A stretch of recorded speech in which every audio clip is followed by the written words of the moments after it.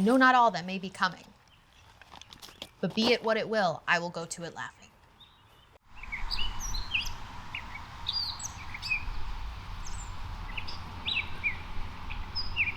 Instead of a white whale, I have a purple bird. But hey, everybody needs that just out of reach nemesis, right? Right?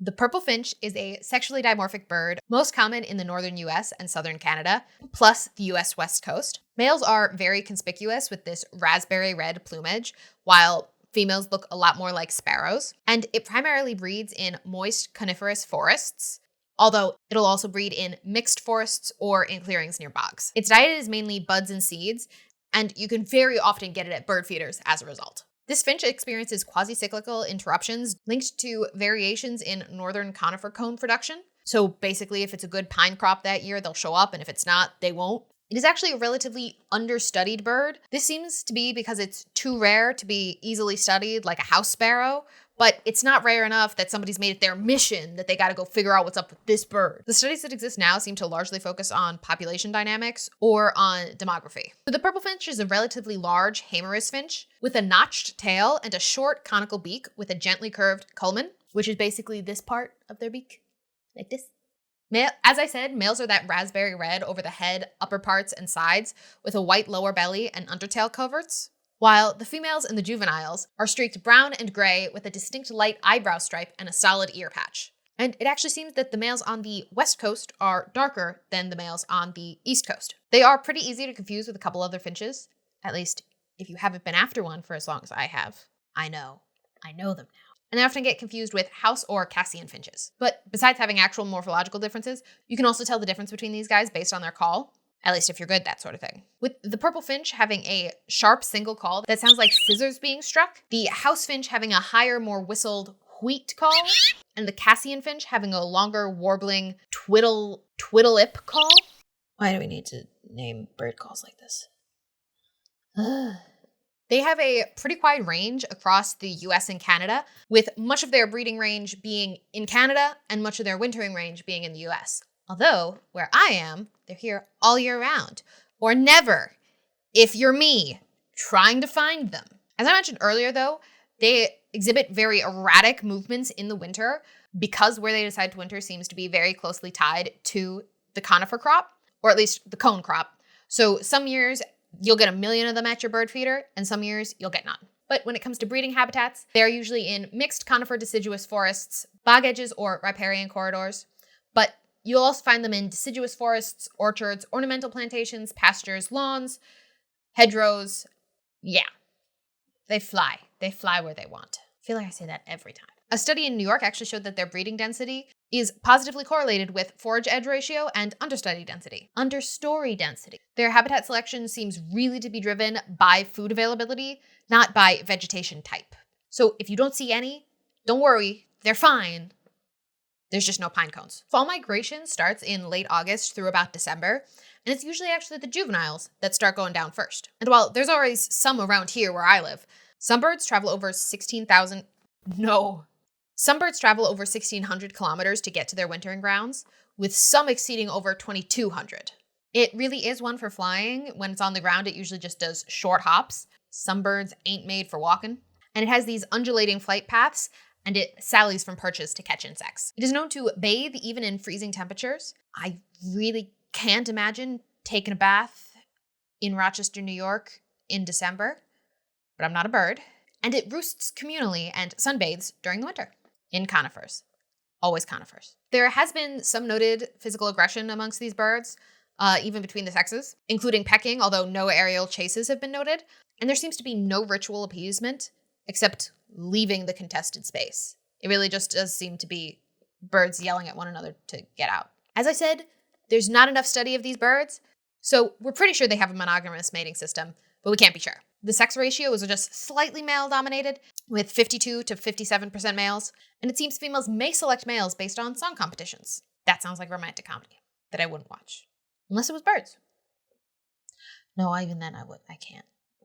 The males do have Some courtship displays, including wing fluttering and tail raising, singing, carrying nest materials, and a flight display they do. And the females kind of just stand there. And once again, we don't have any information on pair bond duration or extra pair paternity. They usually stick in solitary pairs during the breeding season, although they'll develop mixed species flocks during the winter, with pine siskins and American goldfinches, and flocks can range from 2 to 200 birds. Don't know that I'd call 2 a flock, but they do have aggressive interactions with other species, often losing to house finches, but being dominant over American finches and subordinate to pine siskins. Their predators include hawks, merlins, jays, domestic dogs and cats, and round up the typical suspects for egg predation. They are known to sometimes mob predators, and adults will call near nests when depredated. Courtship behavior seems to typically happen right before nest building, but its role in extra pair formation and breeding synchronization is really unclear. I don't know why nobody cares about these birds but me. Nest building occurs in April through July, but that varies by region. It's earlier in the west and the south and later in the north. Both pair members have their say in site selection for the nest, but it is largely the female that builds it over about 3 to 8 days. Nests are typically in the branches of conifer trees, about 80% of them, which is where I've looked, but no luck. Although the more south you go, the more likely you are to find them on non-coniferous substrate. Coniferous? I don't know if that's a word. Non-conifer substrate. I'm in their very normal breeding habitat. Plenty of trees, plenty of pines. Your typical clutch size is going to be about 4 eggs, although that number gets greater the more north you go. Egg laying occurs just a couple of days after nest formation, and unlike some other birds, lost eggs are typically not replaced.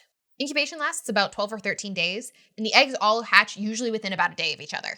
As is often the case, the young are altricial at birth, so they don't really get up to much. The females typically brood the young, but both parents will feed them via regurgitation, mainly seeds. And unfortunately, the fledging and the lives of these young birds is basically unknown. Makes me feel bad for being mad at them for not showing up when I want them to. Their average lifespan is estimated to be about 2 years, although the longest known surviving individual was 14 years old. So here's the thing. I usually tell you what I found on one walk. I have taken many walks trying to find this bird. I keep an eye out for him everywhere, but I've come back again and again to this one place in Mendon Ponds Park where I've heard them before. So this was my first day specifically coming to try to find them. Look at me, so young and full of hope. I started in this little clearing where I know I had seen one before, and I was determined to get a picture because if he was there before, he can be there again. So the one time I've managed to find a purple finch was in this little grove. He was up in one of the conifer trees. And so we're just going to sit for a little while and hope one appears. Nope, sat there for a little while, got nothing. Moved on to this more, I don't even know what to call it, tall, grassy field that you get a lot of flycatchers in, a lot of finches, indigo buntings. Didn't have high hopes for that, though there are conifers just to the side of it. Nothing there. Walked around for a while, decided to go back to my clearing. I know he's in here. I've seen him. I've heard him. I'm back. Waited there for a while. Nothing. So I decided a better strategy, because I am bad at staying in one place for a long time, was to bring a book. So I'm very bad at sitting still.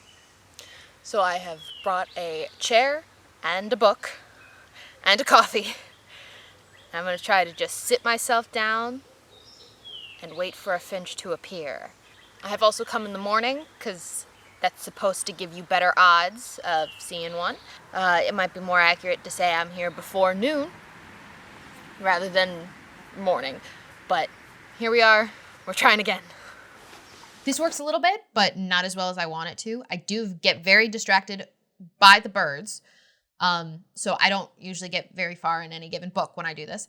But it does get me to sit in one place for longer. Still, nothing. Thought I heard something. Turned out to be a brown thrasher. That was fine. Still didn't get a picture of him though.